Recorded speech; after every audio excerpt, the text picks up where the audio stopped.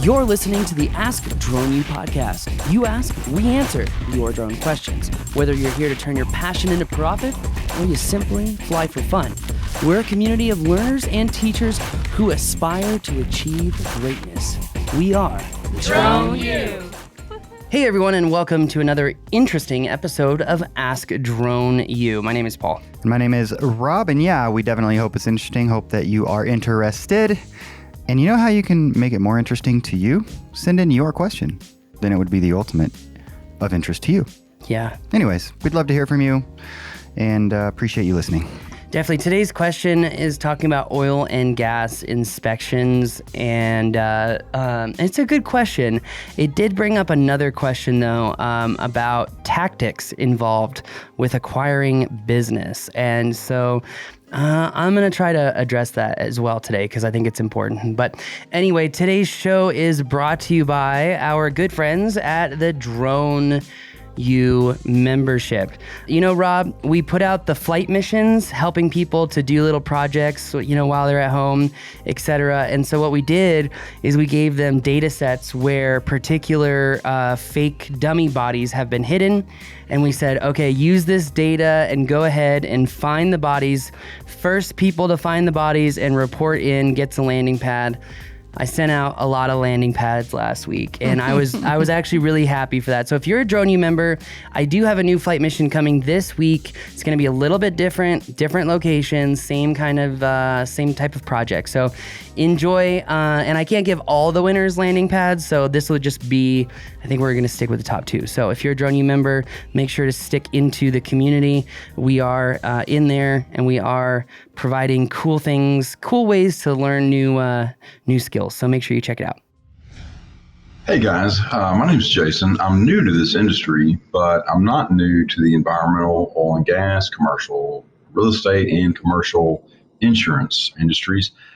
I am currently going to get licensed, FFAA licensed, and getting a drone. My question is, what companies, environmental, oil and gas, which ones need inspections, or where is the mandate for them to get inspections for asset integrity, for their pipelines, or even possibly environmental monitoring?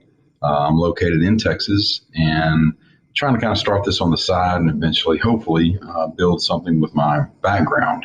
I've got twins in college, so I need all the extra money I can get. So, hey, I appreciate it, and just subscribe to your YouTube page. I really appreciate it. So, thank you. Thank you, Jason. Congratulations on twins in college, but also condolences, just because I can only imagine how much fundage that takes. But no, that's awesome. That's super cool. Yeah, there's actually a lot there because there's many different verticals that really he speaks to. Yeah, there are. And that he's wondering about source of, I guess, what leads these companies, organizations to get the kind of services that he's wanting to provide in the first place. Right? No, definitely. And you know, the thing that I wanted to bring up, Rob, that was kind of just a little bit of a switch track from the initial question is, why is the question being asked, right? And I know I'm like the 5-year-old child in the room who's like, why? But that's kind of how my mind works. And I'm wondering, why is this question about researching the potential business that this guy could fly, or is it about a sales tactic about how to build relationships with companies to get him to fly? I think it's that one. I agree with you. And again, we're assuming, but let's just assume for assuming sake because, hey, we're human, so why not? Anyway, so yeah, we're assuming. So I actually want to hit that tactic really fast. Before I hit that tactic really fast, are there inspection guidelines from different government agencies for oil and gas? Yes, there are. Under the EPA, if you go to epa.gov, you can check out Chapter 7 of the SPCC rule to fully understand what is involved for regularly scheduled inspections, evaluations, and testing by qualified personnel, which are not only conducted on containers, but are also on associated pipelines, valves, and you want to say that word for me? Nope. Okay. Appurtenances? Appurtenances. I think it's appurtenances. Siri won't say it. Appurtenances. Say that word. Speak highlighted word. That may be beyond my abilities at the moment. That's unfortunate, Siri. But thank you for letting everyone know on our podcast that you're incapable of speaking a word. It's appurtenances. Long story short is that there is a long list of rules by the EPA, which does specifically outline the external visual inspections of containers, piping, valves, appurtenances, foundations, supports, and non-destructive testing. That said, though, moving on to our sales tactic, why is this question being asked? It may not be specific that inspections are required to use a particular tool, but inspections are required. But why is that important? Are you trying to build relationships with companies? Are you trying to tell them? It's like going to Rob and saying, hey, Rob, your kids need to go to school, right? I can help you. I can Uber them to school. All you gotta do is pay me. That's right. Yeah. Now, does that sales tactic make you feel good? Does it elicit a happy emotional response and provide value as to why rationally you might want to do that? No. It does not. No, it doesn't. And so this is what I wanted to hit because, when Rob and I talked pre-show about this particular issue, it was really becoming evident that the particular question asker may be really more focused on how do I talk people into giving me jobs, or how do I talk them into hiring me for whatever reason? And this really goes back to, sales, the dollarized value. It really goes to, you don't tell people what they need to do. You focus on why they will be happy or rewarded to do something with you, right? It's not like, hey, you're forced to go get an emissions test. That's why you're going to test with me.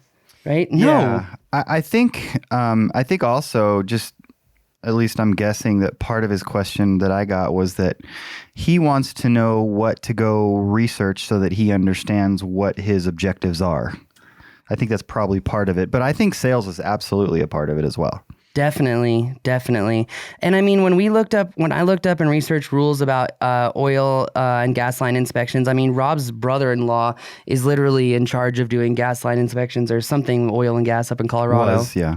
That being said, we know that safety is of the utmost importance for oil and gas. So when you're selling your services and when you're building those relationships, maybe focus on the dollarized value of how money is saved by inspecting vast swaths of land or pipeline faster than traditional inspectors, also with greater detail and precision, right? You've got to think about this in a business mindset. It's not just about, hey, what inspection is required, and here's how a drone can do that inspection. Here's how that drone can do the inspection better than the traditional form or the traditional method or workflow of conducting said inspection. And when you're selling this, also think about, hey, if I can cover more land, do more inspections faster than the regular human, isn't that also extremely valuable on a force multiplier? Because if I find a problem and I save money because we're solving a leak, am I also saving an astronomical expense with a potential emergency that was avoided, right? And it's all about how you tell the story. And so I get back to that, and I digress. No, I think you're right. There are actually, as we do a little bit of research, there are some pretty sizable companies that focus on this kind of inspection work. So maybe it's an option to look for one of those and get your foot in the door through an option like that, where you're going to learn some of the procedures that they use and so forth. I don't know how many of those companies are using drones, but I would imagine if they're not now, they're certainly starting to move into it. Yeah, I would imagine. Well, it's funny. I would argue that oil and gas and railroads and all of that type of transportation infrastructure, logistics infrastructure is definitely interested, because here in New Mexico is one of the largest closed airspace areas for trying out drones. I know for one particular type of logistical transportation. So I think that the proof is in the pudding. I think it is there.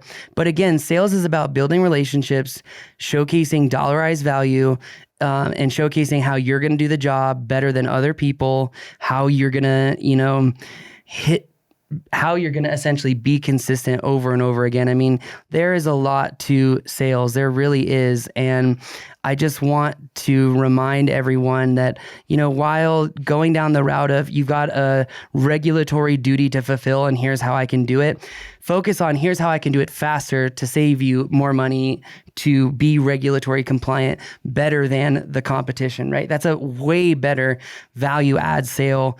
I mean, put it in the terms of stock price, you know, like if they're saving money, their bottom line is going to look a lot better on their next earnings report. So Yeah. it's all about how you say it. Yeah, it really is. I'm just looking here at some of there's a lot of resources out here that mostly originate with the EPA. But another area, and I don't know if you mentioned this specifically, that comes up in my mind about inspections is the whole electric infrastructure. And I would think that would be dictated by the state regulatory boards, perhaps. And that's a bigger issue now than ever before because of the PG&E. Is that right? PG&E. PG&E. I think their ticker is PCG. PCG, yeah. So, anyways, because of the PG&E issue, and so that might be another area, but I would probably go to state regulators for some of that information as to what needs to be inspected and what the guidelines are for that as well. So lots of opportunity out there, and you're in a good position having the background that you have, Jason, so go get them. Definitely in a good position. And I hope we answered the question. The Clean Air Act has an entire auditing program through the EPA. There's a lot of research there and how that all goes through.